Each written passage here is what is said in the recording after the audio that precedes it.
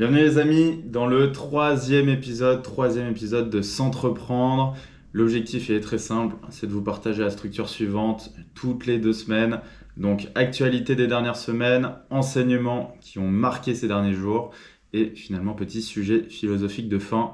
Pour ceux qui découvrent le podcast, je suis Alexis Bouvet, CEO et cofondateur de Growth Hiring. On est une entreprise d'acquisition de talents. On aide tout simplement d'autres entreprises à recruter plus facilement grâce à des leviers marketing commerciaux et tout simplement issus du growth hacking. Ça fait 7 ans que j'entreprends et pendant ma quête entrepreneuriale, je me suis rendu compte que j'avais une philosophie de vie qui me guidait, qui était de s'entreprendre soi-même. Donc s'entreprendre dans le business, c'est hyper important pour grandir et accélérer sa personne, mais en même temps, d'autres piliers de sa vie, les relations, les finances, l'immobilier, bref, il y a plein d'endroits. Le sport, j'adore le sport. On peut entreprendre des choses et être entreprenant. Et je pense que c'est le meilleur chemin pour mieux se connaître soi-même. Donc c'est pour ça que je documente toutes mes aventures entrepreneuriales dans le sens du terme entreprenant pro comme perso pour vous partager tout ça et que vous puissiez aussi vous-même vous entreprendre. Je commence par les actualités de la semaine, j'ai mes petites notes qui sont juste à côté, donc c'est normal que je ziote pour ceux qui regardent en vidéo parce que le format est aussi en audio, et pour ceux qui écoutent en audio, le format est aussi en vidéo maintenant sur cette saison 2, et donc on commence sans plus attendre sur les actualités de la semaine. Qu'est-ce qui s'est passé ces dernières semaines, du coup les 2 dernières semaines, j'ai commencé à avoir un peu mal à la cheville. Donc entraînement marathon toujours, qui a lieu le 12 ou le 13 avril à Paris. Donc là, la cheville, elle a commencé à prendre un petit peu. Je commençais à avoir mal lors de certaines sorties. Des sorties en plus très simples, des 10 km, alors que j'enchaînais quand même des grosses sorties de 20-23 km. Donc j'ai commencé à avoir une petite frayeur. Donc j'ai ralenti les séances. Là, je fais un peu de renfort musculaire, donc je fais un petit peu attention. Je voulais augmenter le volume et de passer de 3 séances à 4. Donc là, je fais que 3. Donc il y a certaines... Je commence à louper mes premières séances et franchement, je ne vais pas m'auto-flageller, mais ça me fait un peu chier mentalement. Mais bon, c'est comme ça, faut pas se surentraîner, faire attention, parce qu'après, sinon c'est capote. Qu'est-ce qui s'est passé d'autre? Beaucoup de rencontres au Portugal. Donc là, moi, je suis à Lisbonne et j'ai commencé à rencontrer pas mal d'entrepreneurs, de personnes aussi qui sont à Lisbonne, qui sont un peu dans la même génération que nous, entre 25 et 30, 35. Et franchement, c'est trop cool. Je commence à avoir des gens hyper sympas, des gens qui, pareil, entreprennent des choses, ou même des personnes qui sont en CDI, mais qui ont voulu avoir cette vie totalement nomade, où ils peuvent travailler d'où ils veulent. Hyper inspirant, donc c'est trop cool, des gens aussi passionnés par le sport. Donc voilà, ça fait plaisir de commencer à mettre les premiers pieds, les premières briques dans les réseaux locaux. Ensuite, un peu moins d'énergie en vrai de vrai. Là, j'arrive avec la patate, la pêche et je suis en forme.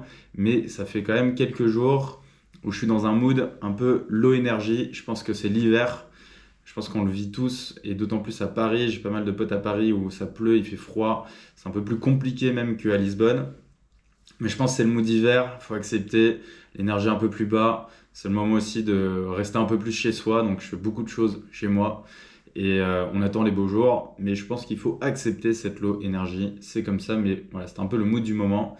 Et je commence aussi à créer pas mal à me pencher plus sur des projets perso au Portugal, notamment à créer une société au Portugal pour avoir des avantages fiscaux, tout simplement facturer les entreprises en France, etc. Parce que même nous, on est obligé, en tant que résident maintenant lisboète, on dit ça comme ça, d'avoir sa fiscalité et son imposition à Lisbonne. Donc on est obligé de faire cette transition. Donc je dois créer une nouvelle entreprise et aussi j'ai un projet immobilier potentiel avec ma copine. On verra si on achète ensemble ou pas ensemble. Je vous partagerai ça aussi. Mais voilà, c'est un peu les plans de pouvoir acheter en 2025 et je pense que ça va se faire pendant le 2e trimestre ou le 3e. Donc pareil, je documenterai tout ça. Pro, des bons débuts d'année, franchement, début d'année incroyable. On est fin janvier à l'heure où j'enregistre, même on est le 1er février 2025.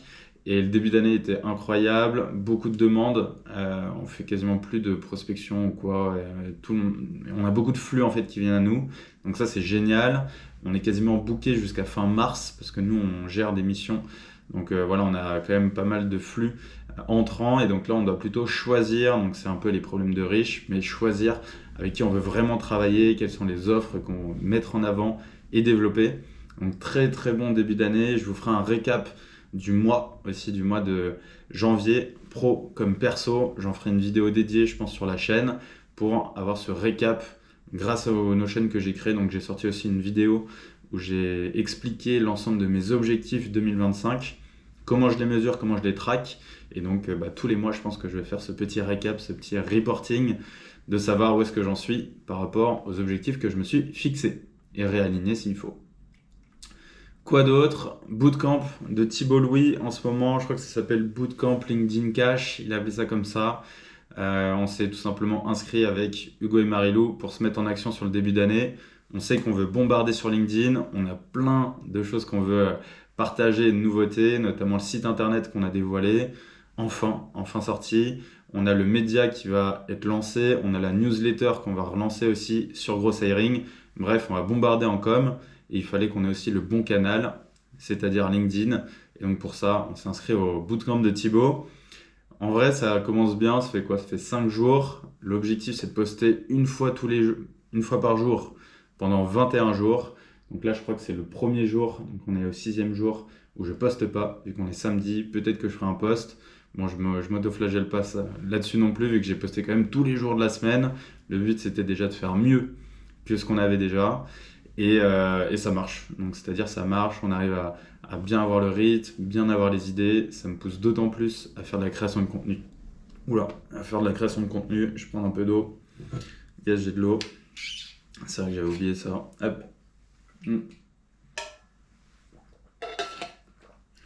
Donc, d'autant plus à faire de la création de contenu. Moi, je voulais dédier une journée entière par semaine, notamment le vendredi, pour créer du contenu. Là, je le fais encore le samedi. Je vous expliquerai pourquoi j'ai eu un blocage là-dessus juste après dans les enseignements. Donc, on bombarde sur LinkedIn. On a fait le bootcamp de Thibault. Je vous partagerai aussi quelle est ma conclusion sur le fait de faire un bootcamp ou une formation. Au final, on n'achète pas forcément le contenu, mais c'est plutôt la mise en action. Et ça me fait une transition parfaite sur les enseignements des dernières semaines. Il y a 5 enseignements que j'ai envie de vous partager. Le premier, c'est un leader fait des autres des leaders. Le deuxième, acheter une formation, c'est acheter une mise en action. Le troisième, creuser les vrais blocages. On a tous des vrais blocages et il faut les creuser, il faut aller les chercher.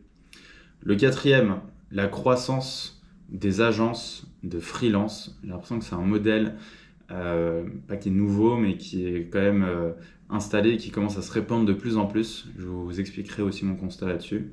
Et finalement, l'IA comme usage et non comme business, en tout cas pour le moment. Moi, c'est aussi le constat que j'ai fait sur mon activité qu'on a avec Gross Hiring. On est parti, on commence par le premier enseignement. Un leader fait des autres des leaders. Je ne sais pas si vous avez déjà eu cette réflexion, ce constat-là. Moi, je me suis rendu compte qu'un leader, moi j'avais une image d'un leader qui était une personne très autoritaire, qui donnait des ordres, qui devait être dur, ferme et qui devait absolument... en fait, c'est un peu le chef qui allait tout simplement donner la direction, la vision et tous les autres obéissent et exécutent. Et en fait, je me suis beaucoup posé cette question, qu'est-ce que c'est qu'un leader? Qu'est-ce que c'est que le leadership? Et donc, ces questions-là sont restées un peu dans ma tête, j'ai un peu creusé les sujets de mon côté et je suis tombé notamment sur une masterclass de Jocko Willing, si je dis pas mal le nom, qui est une personne qui est américaine, qui a été commandant dans les Navy, et donc il a fait ça, je sais plus pendant combien d'années, il faudrait regarder sa biographie directement. Mais ce qu'il a fait, c'est qu'il a fait une masterclass pour expliquer, lui, quand il gère des soldats, vraiment à l'armée, donc c'est-à-dire sur le terrain, comment ça se passe réellement et qu'est-ce qu'il met en place lui en tant que leader. Et je trouve qu'il a déconstruit beaucoup de choses que j'avais en tête, ou en tout cas des idées ou des perceptions prédéfinies. Et notamment, il y a 4 points que je voulais vous partager. Le premier, c'est que être leader, c'est déjà un état d'esprit. et c'est pas une question de hiérarchie. Donc c'est pas forcément celle d'une personne au-dessus de moi, mais c'est plutôt un état d'esprit qu'on a qui est de leadership, de montrer la voie. Et c'est un peu ce côté que j'avais en école de commerce. Je sais que j'avais des cours qui s'appelaient Liderazgo. Donc, c'était quand j'étais en Espagne, j'étais à Madrid, j'étais en échange pendant 2 ans. Et on avait des cours sur le leadership. Et il nous expliquait que la partie leadership, c'est pas un commandant ou une personne qui va commander et qui va vous donner des ordres, mais c'est plutôt une personne qui va être vue comme leader par rapport aux autres. Donc c'est-à-dire qu'on s'impose pas leader, mais on le devient et c'est les autres qui nous choisissent. Et ils nous choisissent pourquoi?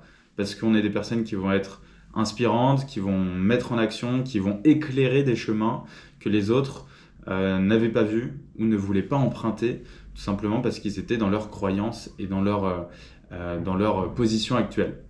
Et donc en fait, le leadership ou être un leader, c'est à la portée de tout le monde. C'est pas une question de hiérarchie, mais plutôt vraiment une question d'état d'esprit. Le deuxième point que je voulais partager, le bon leader ne donne pas d'ordre. Donc ça, moi, ça m'a troublé. Il expliquait dans sa masterclass, nous, quand on est en mission, sur le terrain, et quand il y a une opération qui se construit, ou qui est en cours, eh ben, je ne donne pas d'ordre. C'est-à-dire que tout le monde connaît le plan, tout le monde a été formé en amont, on s'est entraîné pendant des heures et des heures et des heures, et en fait, chacun est honneur et responsable de la mission. On a un même objectif, tout le monde sait où on va, et il n'y a pas besoin de donner d'ordre si le travail a bien été fait en amont. Donc ça, j'ai trouvé ça aussi très intéressant. Troisième point, un bon leader est responsable de l'échec individuel, tout comme de l'échec collectif.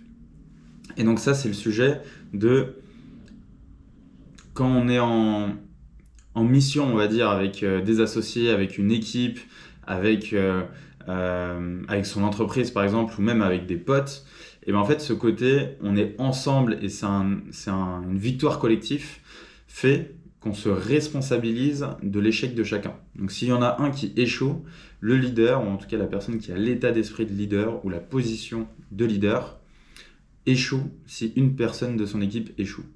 Et donc c'est intéressant de se responsabiliser ou se sur-responsabiliser par rapport aux autres pour s'assurer que l'objectif global et collectif soit atteint. Et le quatrième point, c'est le bon leader aide les autres à devenir leader. Et ça, j'ai trouvé ça super fort, super puissant. Le fait de se dire, on a cet état d'esprit où on a cette volonté de se mettre en action, d'inspirer les gens ou tout simplement d'explorer des chemins que les autres ne veulent pas explorer encore. Mais le but, c'est d'aider les autres à briller. Chacun peut briller. Et il faut aider son équipe, les personnes qui sont dans son navire, dans son bateau, à aussi prendre la parole, briller, mettre en place les bonnes actions. Ça dépend des sujets qu'on va évoquer. Mais par exemple, prenons l'exemple de la prise de parole en public. Et c'est pas un bon leader, il va pas seulement se mettre en avant et se dire je prends la parole et vous tous vous vous taisez, il n'y a que moi qui suis mis en avant, mais plutôt comment on fait en sorte ensemble de tous briller, prendre la parole et s'auto-alimenter et monter en compétence sur le sujet pour que chacun puisse exprimer sa zone de génie. Et donc je trouve que c'est une notion qui est totalement différente du leader qui veut seulement s'imposer et se mettre en avant, mais plutôt qui veut faire en sorte que tout le monde devienne des leaders dans leur discipline ou dans les compétences qu'ils veulent développer. La conclusion de tout ça, pour moi, le leadership, c'est quelque chose qu'on a tous un petit peu en nous, sur différents aspects, et donc qu'il faut exploiter, qu'il faut réussir à révéler. Et c'est pas une question justement de hiérarchie, de poste, mais plutôt d'état d'esprit, et comment on fait en sorte de tous avoir cet aspect de leader et de ramener tout le monde dans cet état d'esprit de leadership. Deuxième enseignement, acheter une formation, c'est acheter la mise en action. Je pense que vous aussi, vous avez déjà acheté plein de formations ou de coaching. En tout cas, moi, je pense que c'est un des meilleurs investissements, investir sur moi-même. Je trouve qu'il y a une image qui est hyper intéressante dans Fight Club. Je ne sais pas si vous avez vu Fight Club. Il y a un moment, le personnage principal, il perd tout. C'est-à-dire qu'il perd sa maison. En fait, sa maison, elle crame, elle explose dans un bâtiment. Et j'arrête pas en fumée, en vrille. Et il perd tout en fait. Tout ce qui est matériel, il a plus rien, nada. Et en fait, ça fait réaliser que ce qui lui reste, c'est pas rien, mais c'est tout ce qu'il a forgé en lui, compétences, état d'esprit, relations, toutes ces choses-là en fait qui sont pas du tout matérielles. Où est-ce que je veux en venir là-dessus? C'est que monter en compétence soi-même, acheter des formations et des coachings, je pense que c'est toujours un bon investissement vu qu'on investit en soi. Et je trouve que la formation ou le coaching, ce qu'on achète vraiment, c'est pas forcément le contenu qu'il y a dedans, bien que le contenu, c'est ce qui va nous permettre d'acheter, qui va nous donner des arguments pour se dire, bon, en fait, c'est pertinent, c'est des sujets que je veux traiter, et en fait, la personne en face de moi a plus de ressources que moi, et il va pouvoir tout simplement me donner des informations que je n'ai pas et dont j'ai besoin pour mettre en place ce que je veux et atteindre mes objectifs. Le problème, c'est pas le problème, mais plutôt la nuance que je vois à ça, c'est que la mise en action est plutôt ce que tu achètes que le contenu. Donc, c'est-à-dire que le contenu, c'est intéressant, mais la vraie valeur d'une formation ou d'un coaching, c'est de prendre le temps de se poser, de se dire, en fait, je dédie, donc là, pareil, par exemple, avec le bootcamp de Thibaut, je dédie, je crois qu'on a 2 ou 3 masterclass par semaine, ce temps-là dédié à la montée en compétences sur LinkedIn. Je m'engage à poster 21 jours d'affilée sur LinkedIn. Pareil, je dédie ce temps pour du LinkedIn à créer du contenu. Et en fait, c'est une sorte d'engagement et de contrainte qu'on s'automet en se disant j'ai payé une formation, ça m'a coûté tant, je suis obligé de la rentabiliser et d'investir du temps dessus. Donc je trouvais ça assez intéressant aussi de me dire que ce qu'on achète vraiment, c'est pas le contenu, mais c'est plutôt la mise en action derrière et tout ce qui va en découler, et de se dire que je vais prendre le temps de me poser pour résoudre ce problème et aller chercher ce que je veux grâce à un outil qui est la formation. Est-ce que j'avais d'autres sujets là-dessus? C'est exactement ça que je voulais partager sur l'enseignement d'acheter une formation, c'est acheter la mise en action. Je relis un peu mes notes de temps en temps parce que au dernier épisode que j'ai fait, j'ai l'impression que j'ai déballé, je suis allé hyper vite. Et là, je suis aussi allé dans une cadence qui est un peu plus rapide, mais je crois qu'elle me va bien, j'aime bien ça. Mais j'avais déballé tellement vite qu'il y avait beaucoup de choses que j'avais oubliées, notamment des exemples que je voulais partager. Du coup, j'étais un peu frustré en me disant mince, j'ai oublié des trucs. Pourtant, je note quasiment tout en amont. Donc, je passe 1 heure, 1 heure et demie, je crois, à noter. Je me suis dit ce matin-là que je perdais quand même, c'est pas de la perte, mais je prenais énormément de temps à développer les idées, alors que l'idée de base, vraiment, je l'ai de manière instantanée. Donc, ça me prend beaucoup de temps. Peut-être que je vais optimiser ce process-là. Donc, je note tout. Et en fait, de temps en temps, je suis frustré parce qu'il y a certaines choses que je n'ai pas partagées. Donc voilà, vous m'excuserez si vous voyez que je regarde mes notes de temps en temps. C'est le jeu, c'est pour vous apporter un maximum de profondeur dans ce que j'ai en tête. Troisième enseignement, creuser les vrais blocages. On a fait un coaching avec Hugo. Hugo qui est mon associé sur Gross Hiring, poteau aussi depuis le lycée. Et on a fait un coaching avec Ariel qui nous accompagne sur la partie commerciale. On en a fait 4. Là, c'était le dernier, c'était la dernière séance. Et elle nous a dit, sur cette séance, dites-moi quels sont les sujets que vous voulez qu'on traite. On ne voulait pas parler de sujets très sales à proprement parler, donc c'est-à-dire phase de découverte, propal, R2, etc. Parce qu'on n'est pas dans un enjeu actuel qui est d'aller chercher du business. On en a beaucoup qui arrivent et on est plus dans de la sélection et de la prod, donc s'assurer de bien délivrer. Donc ça va être intéressant, je pense que j'aurai des enseignements sur les prochaines semaines sur le côté délivrer parfaitement, sans déléguer trop vite, etc., etc. Bref, on est dans une situation où on ne voulait pas aborder ce sujet hyper sales, mais plutôt d'autres sujets. Le sujet du moment, c'est le positionnement ou les offres qu'on propose. Pourquoi ? Parce que on est dans un panel de compétences qu'on peut proposer aujourd'hui au marché. Donc sur la partie gross hiring, gross marketing, en fait on vend du service essentiellement, donc sur une partie de notre activité, puisqu'on a la formation aussi. Mais sur une partie de notre activité, on vend du service, de la prestation de service. Et donc, on fait énormément de choses, et plus tu fais de choses, moins c'est scalable. Toujours ce qu'on dit dans l'entrepreneuriat, il faut être focus, faire une même chose. Ça permet de réitérer beaucoup plus rapidement, d'être identifié, tout est beaucoup plus simple. Beaucoup plus simple à dire qu'à faire, parce que au début, même si on n'est pas au début, mais quand tu as beaucoup de demandes ou beaucoup de choses que tu peux proposer, c'est très compliqué de se focus sur une seule chose. Et surtout cette chose unique, est-ce qu'il y a assez de demandes? Est-ce qu'on est assez bon? Est-ce qu'on est meilleur que les autres? Ça en vrai, ça j'en doute pas, mais c'est plutôt est-ce qu'il y a assez de demandes sur le marché pour focaliser seulement sur ça.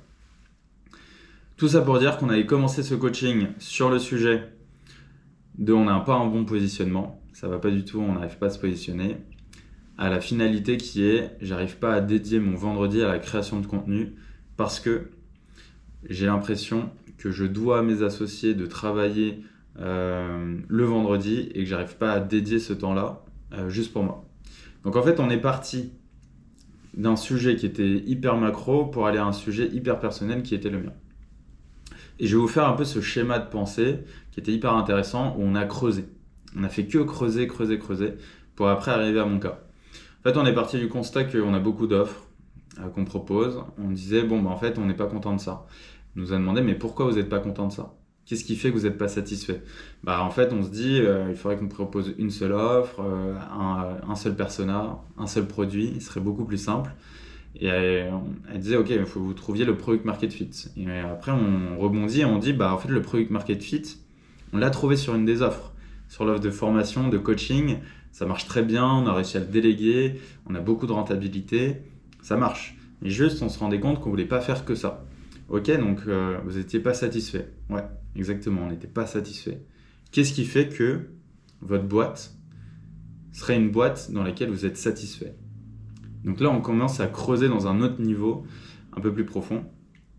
Est-ce qu'avec telle offre, vous serez satisfait? Est-ce que seulement cette offre-là, vous serez satisfait? Est-ce qu'il faut plusieurs offres? Et donc moi, le rythme, ou en tout cas la structure dans laquelle je suis satisfait moi aujourd'hui, en tout cas par rapport à mes objectifs personnels et à mon énergie et à mes besoins, c'est une entreprise dans laquelle il y a du consulting, donc c'est-à-dire que je suis en mission, j'apprends et j'explore. Je ne le fais pas tout mon temps, je le fais une partie de mon temps. Donc là, par exemple, c'est 2 jours. Et ça me permet de monter en compétences, d'améliorer le produit et vraiment d'être hands-on. Et ensuite, j'ai du temps sur du marketing, de la vente et aussi de la création de contenu. Et donc, une journée entière dédiée à la création de contenu et qu'on avait acté en fait à ce début d'année, qui était vendredi. Ça, c'est ce qui me rendrait, entre guillemets, satisfait en termes de rythme. Et donc après, il y a plein de critères de satisfaction personnelle en termes de rythme. Ça peut être avec les clients avec qui on travaille, en termes de produits proposés, etc., etc. Donc on peut aller dans plein de schémas. Là, on est allé dans celui-là. Et elle m'a dit, bah, en fait, qu'est-ce qui fait que tu n'y arrives pas aujourd'hui? Qu'est-ce qui fait que ce vendredi-là, tu n'arrives pas à le dédier à la création de contenu? Aujourd'hui, je n'y arrive pas parce que les vendredis après-midi, je les dédie à des coachings avec des clients, du coup dans le sens inverse, de la formation, des rendez-vous, des choses que je fais en mission pour des clients. Elle m'a dit, ok, mais est-ce que c'est vraiment ça le problème? Et le vrai problème au fond de moi, c'est que je sens que j'ai une redevance, et je pense que tout associé à cette redevance, en tout cas je l'espère, avec ses autres associés, en se disant, en fait, je suis obligé de donner le meilleur de moi-même, je suis obligé de travailler plus, ou en tout cas de lead the way. J'aime bien ce côté montrer l'exemple ou montrer que ça charbonne pour que tout le monde charbonne. Mais il y a un côté aussi qui est contre-productif parce qu'il m'écarte de ce que je veux vraiment, qui est d'avoir une journée création de contenu. Et en fait, c'était plutôt un blocage interne où je sentais de la redevance, ou en tout cas j'ai le devoir de travailler beaucoup vis-à-vis de mes associés. Et ce qui est, on va dire, légitime et normal, et c'est ce qu'il faut faire. Mais c'était intéressant parce que du coup, elle a posé la question à Hugo. Très bien, Hugo, selon toi, Alexis, là, qu'est-ce que ça t'apporterait s'il arrive à dédier une journée entière à la création de contenu? Ou moi, dans ma tête, je me disais, ouais, si je dédie cette journée à la création de contenu, je vais moins faire avancer la boîte, donc ça va être négatif pour mes associés. Et en fait, elle l'a tourné en avantage pour que Hugo me dise concrètement quels sont les bienfaits que ça lui apporterait que je fasse cette journée de création de contenu. Donc voilà, il m'a dit tous les avantages que ça pouvait avoir par rapport à lui, Et j'ai trouvé ça hyper puissant parce que ça a changé ma perception. Ça a changé ma perception de cette journée. Je la dédie plus pour seulement moi, ou même je ne mets pas en retard la boîte, parce qu'en vrai je travaillais sur des sujets importants mais pas urgents, et je pouvais très bien les traiter plus tard. Mais je dédie cette journée pour moi, mais surtout pour aider Hugo, aider Marilou, parce qu'en fait c'est l'objectif global que je puisse avoir cette journée-là. Et donc j'ai trouvé ça hyper intéressant d'aller diguer vraiment dans les fonds des sujets, comme ça, pour aller changer la perception. Quatrième. Nous sommes au quatrième, nous sommes déjà à l'avant-dernier. Quatrième enseignement, la croissance. Les cheveux qui partent en couille. Hop. La croissance des agences de freelance.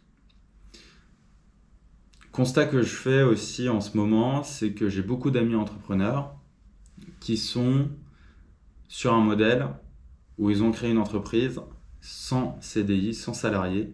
Ils travaillent essentiellement avec des freelances. Et on est dans la même situation. Nous, on est dans le même constat. Donc j'en ai, je pense que je dois en avoir 5, 6, 7 qui sont dans cette situation-là.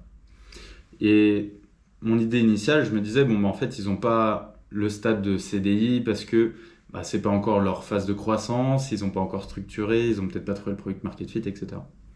Et plus j'avance, même nous dans notre cas, plus je me rends compte que c'est pas forcément une question de phase d'entreprise, mais plutôt une question de motivation et de type d'entrepreneuriat générationnel, je dirais. C'est-à-dire que j'ai l'impression que beaucoup de personnes se lancent dans l'entrepreneuriat qui sont très tôt, très jeunes. Il y a des jeunes entrepreneurs qui se lancent à 16 ans, à 13 ans même. On voit plein de choses, donc c'est génial parce que l'accès à l'information est beaucoup plus facile et les barrières à l'entrée pour se lancer sont beaucoup plus faibles. C'est-à-dire qu'on peut se lancer en freelance très rapidement, on crée un statut, on a des missions si on est compétent, et beaucoup d'entreprises choisissent de plus en plus le freelance parce que c'est beaucoup plus facile et moins coûteux.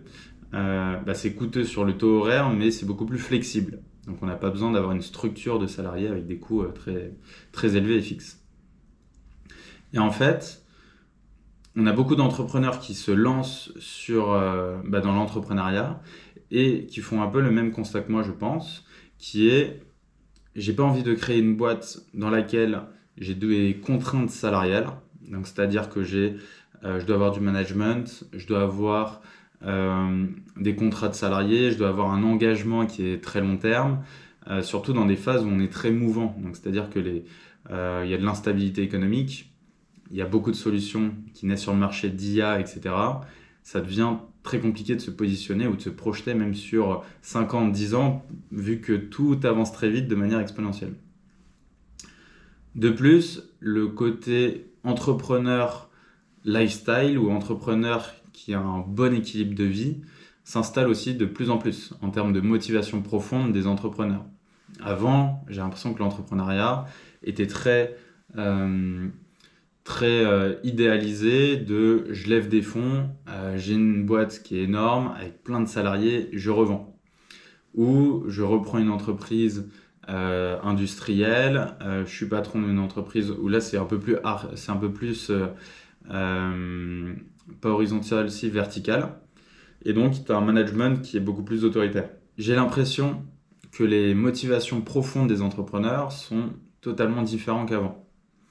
Et j'ai l'impression que cette motivation profonde est beaucoup plus de créer un système qui sert ses objectifs personnels, un style de vie, plutôt qu'une réputation, qu'un statut ou de la richesse j'ai l'impression qu'il y a beaucoup moins ce côté... En fait, il y a deux montagnes que partageaient Elliot Meunier et JCK, qui étaient hyper intéressants. Donc, c'est des montagnes comme ça, je vous partagerai le visuel.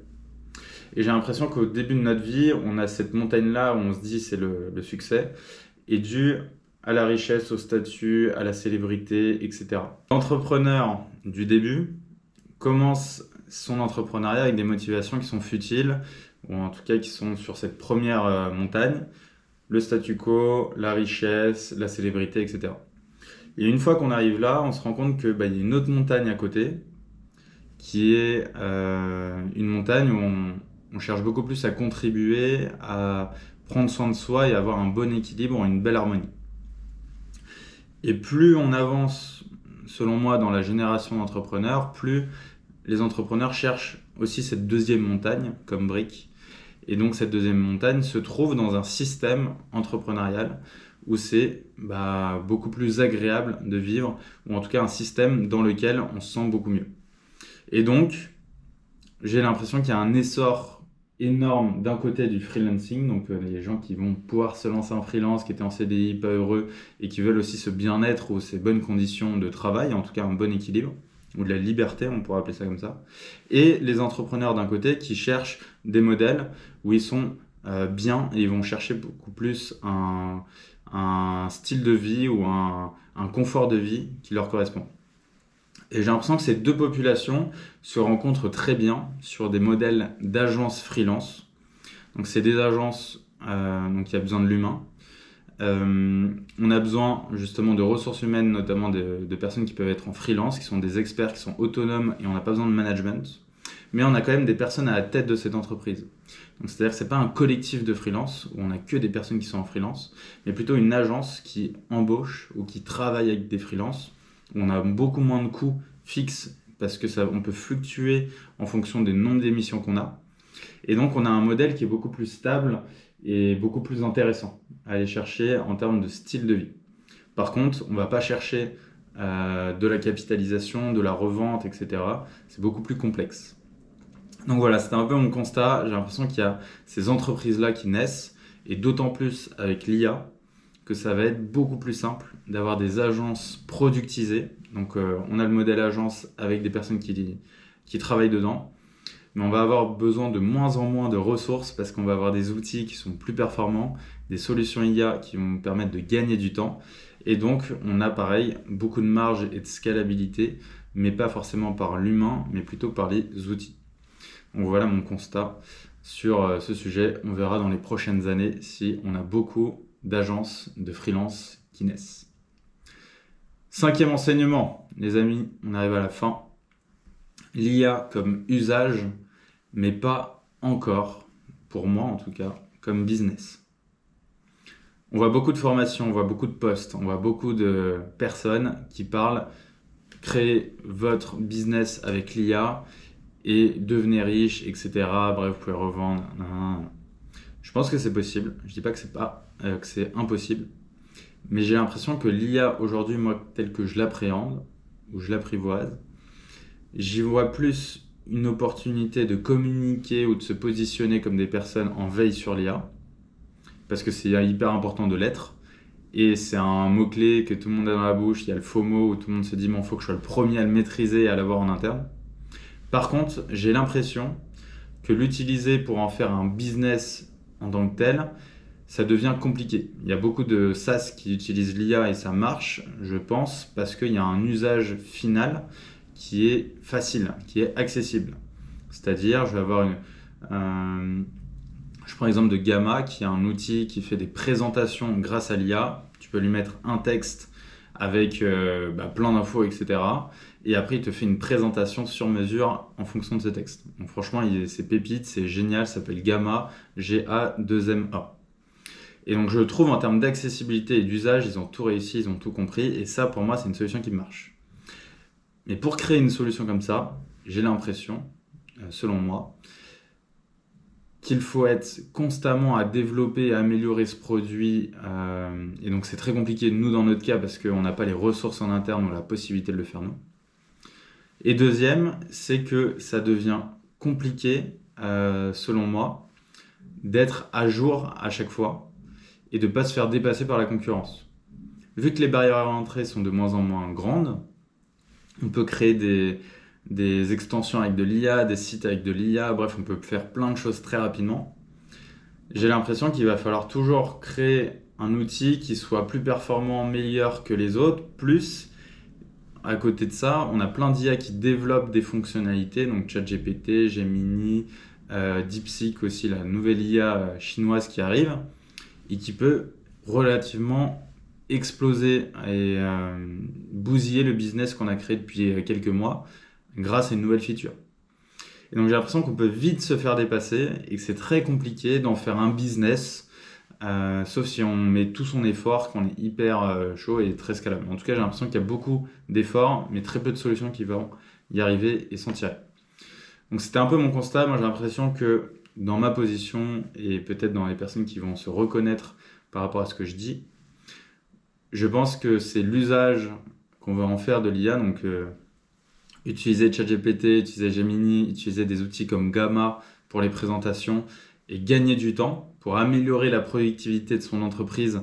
Je pense que c'est la clé pour aller chercher de la marge et avoir quelque chose de scalable et plus intéressant que de créer une solution dédiée à l'IA. Pour moi, c'est un autre business qui est beaucoup plus compliqué, qui est un peu ce milieu du SaaS, où là, moi, je suis moins à l'aise. Voilà les amis, les 5 enseignements des dernières semaines, je les répète pour que vous les ayez ancrés en tête. Le premier, un leader fait des autres des leaders.